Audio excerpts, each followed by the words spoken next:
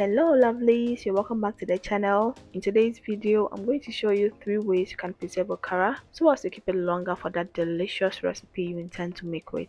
So if you're confused about what I mean by okara, don't be okay. Let me break it down for you. So if you've ever made soy milk before, then you might have realized that after extracting the milk, you'll be left with a residue or a waste substance will be left behind. That is actually what we call okara, or better so you can say soybean pulp. And did you know that this waste is actually nutritious because it is packed with proteins, fiber, essential minerals, and also low in calorie and fat.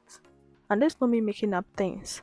Actually, research have shown that okara is a very nutritious waste.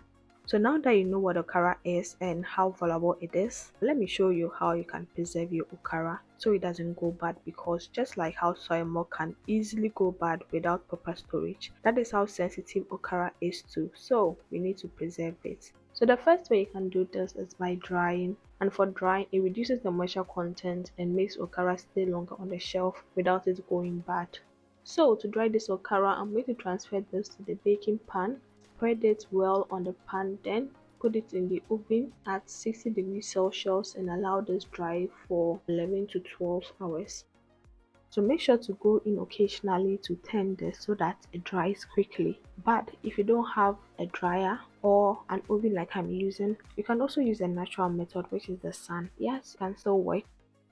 So this is what you're expected to get after drying your okara. The color becomes more vibrant and the quantity very little. This is because okara contains a lot of water, so once the water leaves, then you'll be left with something small. After drying, transfer this to a blender and go ahead to blend this until smooth.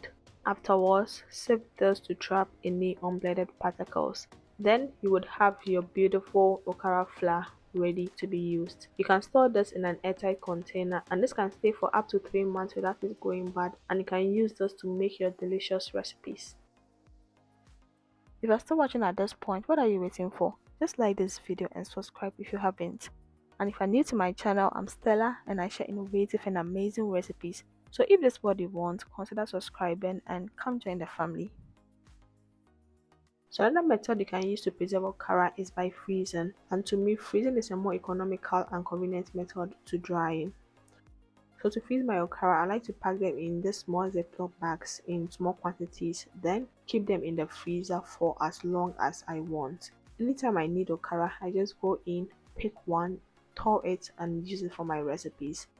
And actually, I've been able to keep okara in the freezer for over 4 months, and the truth is, it never went bad, the taste never changed, it was still good. So freezing is a good way of storing okara. So the last method I'm going to tell you about is refrigeration, and this method is basically for short-term storage. Like if you want to store your okara for a few hours up to a day, then you can use this method. But beyond that, please freeze or dry your okara because it's going to go bad. Okay, I hope this video was helpful and you're going to employ these methods in storing your okara. In my next video, I will show you how you can use this in making some delicious recipes. So stay tuned, stay connected, subscribe to my channel, leave me a comment, and see you in my next video. Bye!